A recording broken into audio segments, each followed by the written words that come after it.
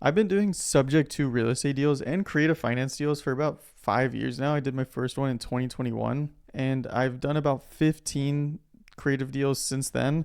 I currently own two houses that were subject twos that are rented out and cash flowing. So I've been around the block. I'm not a scammer. Like, I'm not just saying, oh, this is why I don't do them. But in this video, I'm going to explain why I stopped doing sub twos last year.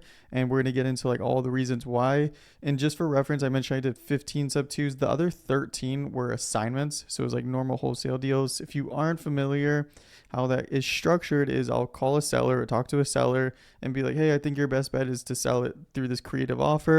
Instead of me paying off your loan, I'll take over the payments on your loan.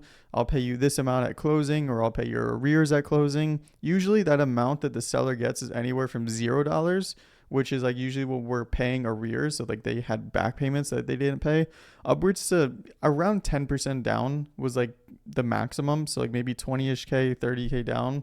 And then I would add my fee on top of that and sell it to a buyer. And usually in a buyer for a deal like this is either an investor that's going to buy and rent out the house and make a rental or a co-living or some or Airbnb or something, or somebody that's going to buy the house and actually live in it that couldn't qualify for a loan. So like I've sold deals to immigrants. Like I'm not saying that like predatory like immigrants, but like I've sold deals to immigrants that normally wouldn't be able to qualify for a loan, and then just like other people that didn't have the best credit. And in 2023, I actually scaled back my real estate business where and I made videos about this. I don't know which videos, but you could probably find them somewhere.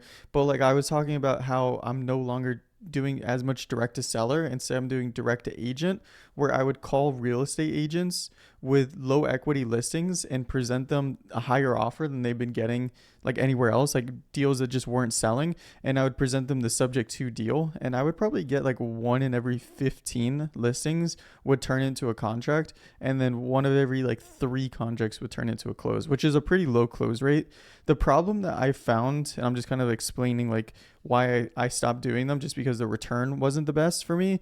The problem I found is like even if I got the deal that I thought was a good subject to deal, and it would be like a good deal for somebody that wants to live in the house, it didn't always sell. Like it was just kind of like random. It was like a lot of like RNG kind of, whereas like hopefully I get this deal at the right time that that buyer is looking on like Facebook Marketplace or Facebook groups, or something, or somebody knows somebody that's looking to buy a house. Or like it's just about timing and getting that deal in front of the right person. So that's why I was having a challenge like selling the homestead ones, like the ones that weren't good for investors but were good for somebody to live in, because it wasn't always like a guaranteed buyer. Where if you sell like a cash wholesale deal, it's like I know this buyer is going to pay 100K for this house. I could sell them 30 of these a year, and I know this guy's gonna, does that make sense?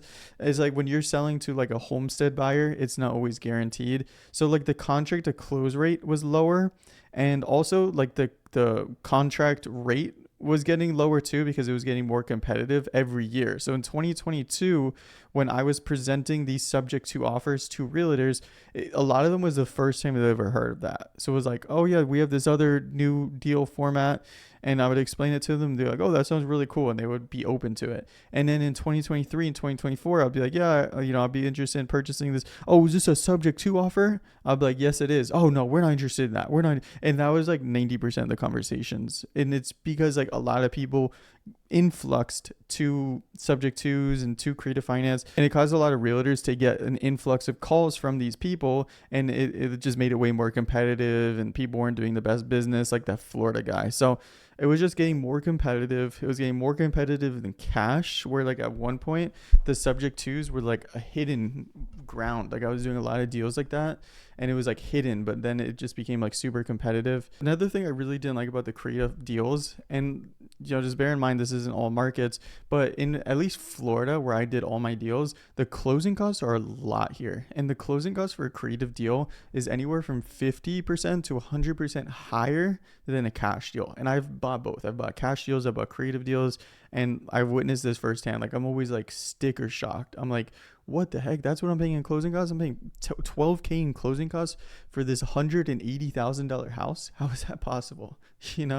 But it's happened to me, especially if you have to do like trust documents and stuff. Like it adds up. And then another thing that I didn't like about the subject to deals, apart from everything that I've said before, is that it's a long-term purchase. So this isn't like a cash deal where I get this house under contract, I sell it to the buyer, I'm done. The seller can reach out to me. I have no commitment to them though. Like if they have questions, like it's like, hey, we're done. We already closed. But with the subject to deals, is it's a long-term purchase. If this is a purchase where the seller's going to be in your life for the rest of that mortgage, and the buyer is as well. So you need to like master that handoff between seller to buyer. Otherwise it's going to be both using you as like the middleman, and that's happened on a bunch. I'd say about 50%, like about half of the subject to deals I did as well, the buyer has missed or has been late on payments, which is gets messy as well, and that's happened on a bunch of them. So like then I have the seller reaching out to me, hey, why are you late on payments, it's affecting my credit. And then I'm going to the buyer and I'm like, hey, what's going on here? And the buyer's like always giving excuses like, oh, I thought it was on auto pay, something like that. So it's just a lot of moving pieces for a deal. And at one point it was like an untapped deal market, but then eventually it just became oversaturated, had too many moving pieces. I didn't like being super involved in these deals after closing like I was. And then realtors were just getting tougher to work with. If you call subject twos with realtors now, it's probably impossible. Well, it's not impossible. I don't want to say it's impossible, but it's probably really, really tough. So in 2026, I couldn't imagine doing that actually, because in 2024 it was really hard, and every single realtor by then do it. So most of these brokers are like, no, we don't do creative deals. Heck no, we don't want to do that. So I mean, it was just tough. Another thing that I didn't like about the subject twos is a lot of them have higher interest rates. Like now, where I'm looking at one subject two in like a good part of Florida, and it's a 7.1% interest rate. That's not a good interest rate anymore. I own a rental property with a 7.2, so it's like better than that one, but 7.1 is high because I'm looking right now, if I refinance something like the mid sixes, low sixes, maybe even high fives if I get good enough credit score at that time. You know what I mean? Anything over 6 is kind of tough. Like when you're selling it to a buyer or something, like a lot of buyers aren't touching anything over 6. So I had one in Tampa Bay, which is a really good market, literally $0 entry, and it had a 7.5% interest rate, and I couldn't sell it. Like even for $5,000, nobody was interested.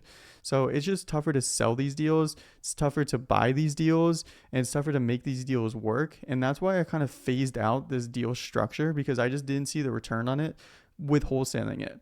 Now, the only way that I would do subject twos is if I bought it. That's the only way I would do it now. And if it's a low interest rate, that's what I would do. I would still buy subject twos, but from the wholesaling aspect of going direct to seller, getting these under contract, being involved post closing to make sure it's going well, communicating with the seller after closing, a year after closing, I'm still talking to some of these sellers. I don't want to do that, and that's why I stopped this deal structure. But I think these deals are still ethically done. I think they aren't fraud like a lot of people are saying that they are. I've done a bunch. I think that they still work, but you just need to do it ethically. If I'm a seller, I would never sell my house subject to unless I really knew the buyer. But yeah, that's my opinion on it. I've been around this blog many times. I don't know if anybody's really talked about these points I'm talking about, but if anybody says, oh, it's a scam, that's why I told you not to do it, they're completely like BSing.